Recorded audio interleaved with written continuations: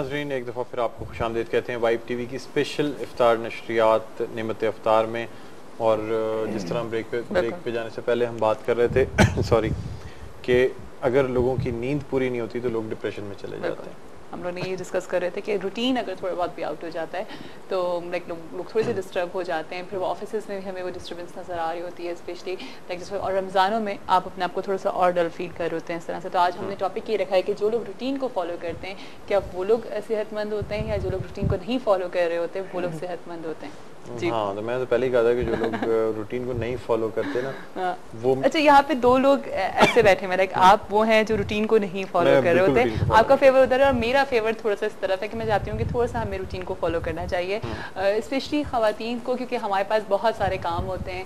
تو بہت ساری جو اس وقت دیکھ رہی ہوں گی وہ مجھ سے ایگری کریں گی اس بات کو کیونکہ ہمارا آپ کو پتہ ہے ہمارا کام اس طرح سے ہو رہا ہوتا ہے کہ اگر مجھے ایسا فیل ہوتا ہے کہ میرے اگر 10 منٹ بھی ادھر سے ادھر آگے پیچھے ہوتے ہیں نا تو مجھے لگتا ہے کہ میرا اب یہ کام نہیں ہو سکے گا. اب یہ کام بالکل فالو کریں لیکن اتنا زیادہ نہیں کہ روٹین جو ہے وہ آپ کی زندگیوں پہ چھا جائے. ہاں یہ ایک ہے یعنی آپ بالکل فالو ضرور کریں لیکن اس کے ساتھ ساتھ اپنی لائف کی اسپونٹینیٹی کو بھی مینٹین کر کے رکھیں.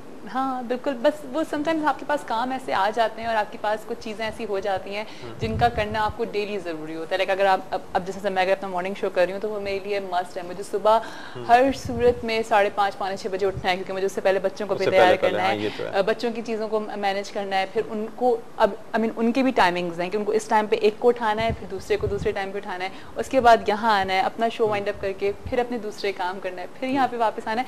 تو اب آپ مجھے بتائیں اگر میں اپنا روٹین نہیں فالو کروں گی اور میں ریلیکس ہو کے کام کروں گی تو مجھے لگتا ہے کہ پھر آپ کو پتہ ہے میں اگر ٹریفک میں پھنس جاتی ہوں نا تو مجھے میرے 1-2 کام رک جاتے ہیں. لیکن میرا اتنا ٹائم ٹیبل فوکس ہوا ہوتا ہے اسپیشلی ان رمضان بہت زیادہ کافی ہو جاتا ہے. میرے خیال میں ہم اپنے گیسٹ کی طرف چلتے ہیں. ہمارے آج کے جو پہلے گیسٹ ہیں ان کو آپ نے مختلف چینل سے نعت خوانی کرتے ہوئے دیکھا ہوگا. اس کے ساتھ ہی ساتھ ایک چینل کے اوپر مؤذن کے بھی فرائض انجام دیتے ہیں, اذان دیتے ہوئے نظر آتے ہیں اور مختلف مقابلہ نعت خوانی میں اب جج کی حیثیت سے بھی آنے لگے ہیں. ہمارے ساتھ موجود ہیں اسد ایوب. السلام علیکم. وعلیکم السلام. ڈاکٹر صاحب کیسے ہیں آپ سنائیں خیریت سے ہیں؟ پچھلے رمضان میں بڑی آپ سے ملاقات رہی تھی, اس دفعہ آپ دیکھیں تیسرے عشرے میں ہی آئے ہیں. بس مصروفیت کی وجہ سے, لیکن وائف کو میں نے یاد رکھا, آپ نے بھی محبت سے بلایا. میں نے خود آپ کو باقاعدہ بلوایا تھا کہ اسد ایوب بہت دن ہو گئے ان سے پچھلے رمضان میں ملاقات ہوئی تھی, اس کے بعد آج ملاقات ہو رہی ہے. اور کیسے جا رہے ہیں رمضان؟ الحمدللہ بہت اچھے رمضان جا رہے ہیں ہمیشہ کی طرح ڈاکٹر صاحب. اچھا رمضان اپنی آخری مؤذن بھی ہو گئے ہیں اب آپ؟ نعت خوانی کے ساتھ ساتھ اذان تو دے ہی سکتے ہیں, لیکن وہ مختلف چینلز پر ایک دفعہ ریکارڈ کرانے کا موقع ملا اس دفعہ, تو پوری دنیا میں نعت خوانی کے ساتھ ساتھ اذان میں بھی پسند کیا گیا.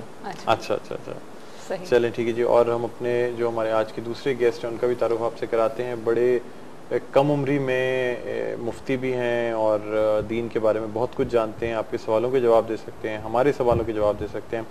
ہمارے ساتھ موجود ہیں نعمان کریم نقشبندی. السلام علیکم. وعلیکم السلام. کیا حال ہے, خیریت سے ہیں آپ؟ اچھا مجھے پہلے تو آپ سے سوال کرنا چاہوں گا, اتنی کم عمری میں دین کے بارے میں اتنا جاننا, تو کب سے, بالکل کیا بچپن سے ہی آپ دین کے بارے میں پڑھ رہے ہیں؟ یہ سمجھ لیجئے کہ والدین نے مجھے شروع سے ہی دین کے لیے, خدمت دین کے لیے وقف کر دیا تھا. تو ابتدا میں تو حفظ کی طرف گئے, قرآن پاک حفظ کیا, پھر اس کے بعد نعت خوانی کے شعبے سے وابستہ ہوئے. اچھا. باقاعدہ پھر نعت خوانی سیکھی, باقاعدہ فن سیکھا. پھر فن ثنا خوانی سیکھنے کے بعد اور حفظ قرآن کمپلیٹ کرنے کے بعد پھر قرات کی طرف گئے. پھر قرات سے فارغ ہو کر فوراً ہی 14 سال کی عمر میں عالم کورس کی طرف چلا گیا تھا. اچھا 14 سال کی عمر میں الحمدللہ. تو پھر اس کے بعد الحمدللہ اللہ نے مقام عطا فرمایا. اچھا, گھر کے ماحول سے بہت زیادہ اثر پڑتا ہے. اگر آپ کا گھر کا ماحول اس طرح کا ہوتا ہے تو پھر آٹومیٹکلی آپ کا دل چاہتا ہے کہ اتفاق سے ہمارے گھر کا ماحول ایسا نہیں ہے. اچھا نہیں ہے جی. اچھا, ہمارے گھر کا ماحول بالکل ایسا نہیں ہے. ہاں, گھر کا ماحول مجھ سے بہت ڈیفرنٹ ہے. اچھا, لیکن بس وہ ہونا ہوتا ہے مطلب وہ ہے نا کہ آپ کے گھر کے ماحول اور اس کی وجہ سے. تو گھر کا ماحول کیسا ہے آپ کے؟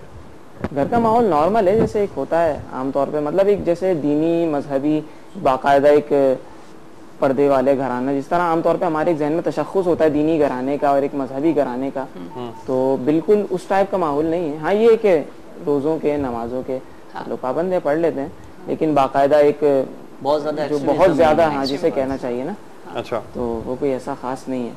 نہ ہی کوئی اس چیز کے اندر انٹرسٹڈ تھا. بس ایک بچپن سے والدین کی خواہش تھی کہ اس بچے کو ہمیں اپنے دین کے ساتھ وابستہ کرنا بس.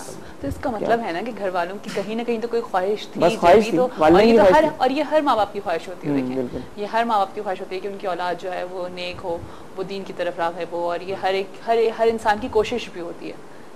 بالکل, یہ تو ہر بندہ یہی کوشش کرتا ہے کہ اولاد نیک اور صالح اولاد نکلے اور وہ دین کے اوپر پوری طرح عمل کرے. اچھا, میرے خیال میں ٹرانسمیشن کا آغاز ہے اسد کی حمد سے, ہم اس کو آغاز کرتے ہیں. اللہم صلی علی سیدنا و مولانا محمد و علی آل سیدنا و مولانا محمد و بارک وسلم وصلو علیہ. اللہم صلی علی سیدنا و مولانا محمد و علی آل سیدنا و مولانا محمد و بارک وسلم وصلو علیہ. لا الہ الا اللہ,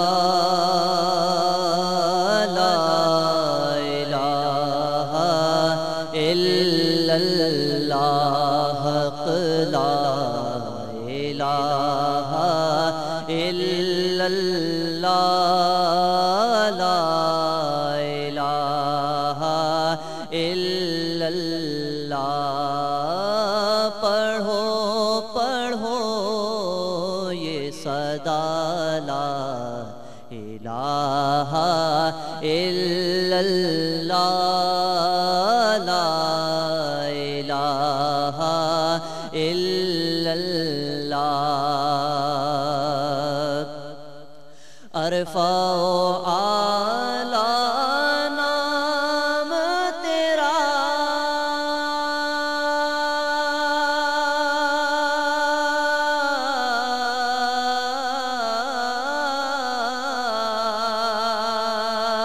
کن فیکون ہے کام تیرا, ذکر ہے صبح ہو شام تیرا, لا الہ الا اللہ, حق لا الہ الا اللہ, لا الہ الا اللہ. حسبی ربی جل اللہ,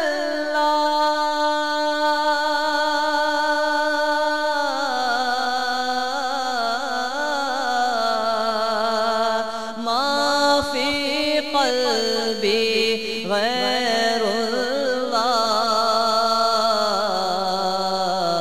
نور محمد صلی اللہ,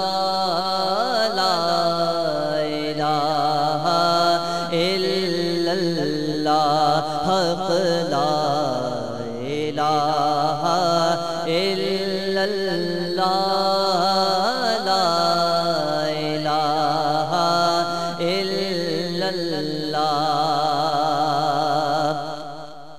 کھل جائیں در جنت کے,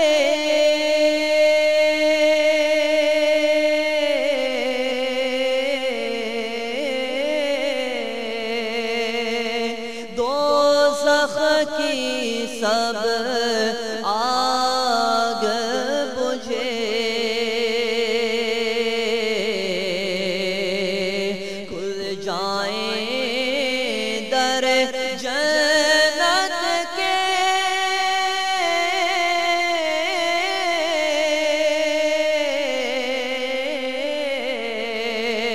دوزخ کی سب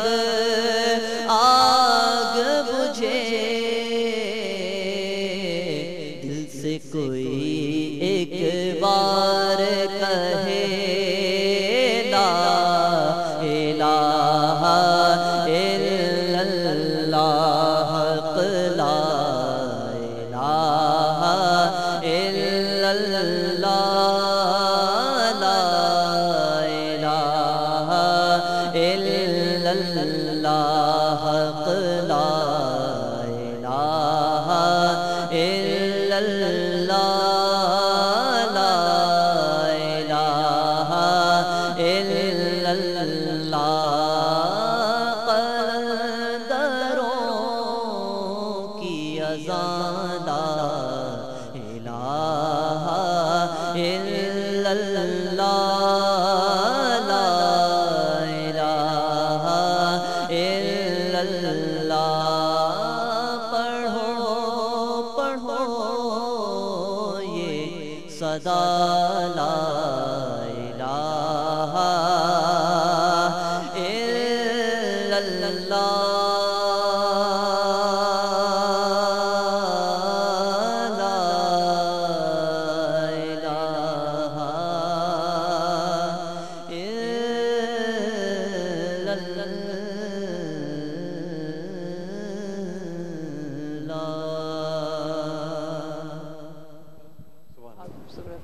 اور یہ ہم بھی بہت اچھی ہے, بہت جیسے کہنا چاہیے اچھی ہم, اچھا پڑھا بھی کلام, بہت اچھا, اور پڑھنے کا اسٹائل, پڑھنے کا انداز بھی بہت اچھا. رسول پاک صلی اللہ علیہ وسلم ڈاکٹر صاحب فرمایا کہ قیامت کے دن انسان کے نامہ اعمال میں دنیا بھر کی چیزیں ڈال دی جائیں اور ایک پلڑے میں لا الہ الا اللہ ڈال دیا جائے, تو لا الہ الا اللہ کا جو پلڑا ہوگا وہ بھاری ہو جائے گا اور دنیا کی تمام چیزیں اس پلڑے میں بھی ہوں گی تو بھی وہ کم ہوں گی, ہلکا رہے گا. اتنی فضیلت ہے اس ذکر کی. بالکل.